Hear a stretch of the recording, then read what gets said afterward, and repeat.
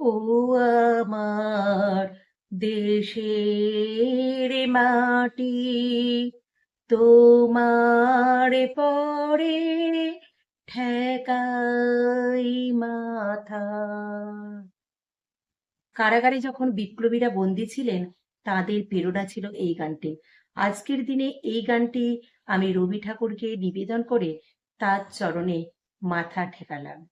বিশ্বকবি রবীন্দ্রনাথ ঠাকুর একজন কবি, গল্পকার ও উপন্যাসিক, কিন্তু আমি আজ সেটা বলবো না।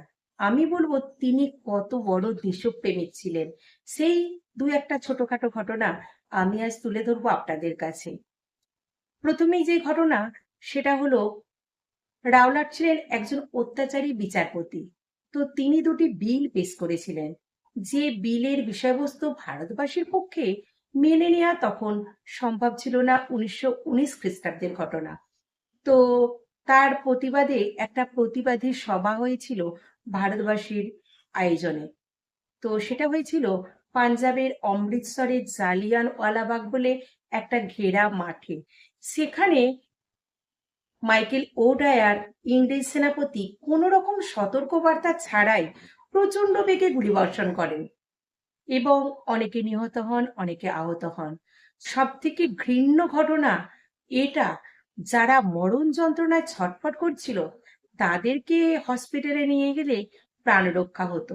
ইংরেজরা এতটাই অত্যাচারী নির্মমতা দেখিয়েছিল, সদা সতর্ক থেকে তাদেরকে চিকিৎসা করার সুযোগ দেয়নি।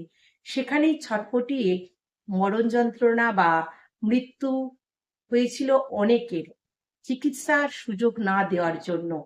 তো রবীন্দ্রনাথ ঠাকুর বললেন যে, আমাকে তোমরা নাইট উপাধি দিয়ে সম্মানিত করছো, আমার দেশের মানুষকে বিনা অপরাধে এরকম মরণ যন্ত্রণা দেওয়া বা নিমেষেই মেরে ফেলা, যে বুঝতেই পারলো না মরণ যন্ত্রণা কি, এই তীব্র নিন্দনীয় ঘটনার প্রতিবাদে আমি নাইট উপাধি ত্যাগ করলাম।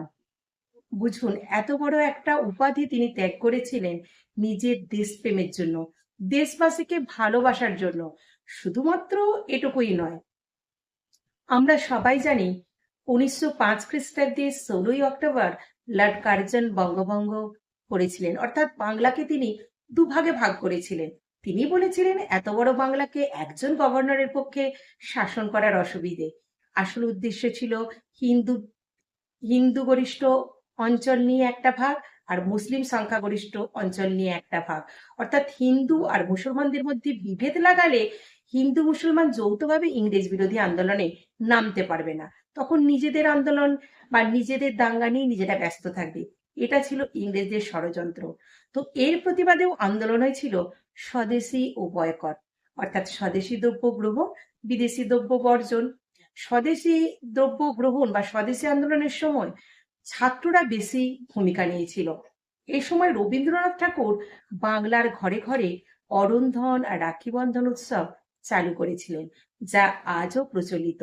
এবং তিনি যে গানটা ছাত্রদের উদ্বুদ্ধ করেছিলেন, সেটা হলো, মায়ের দেওয়া মোটা কাপড় মাথায় তুলে নে রে ভাই, মাথায় তুলে নে।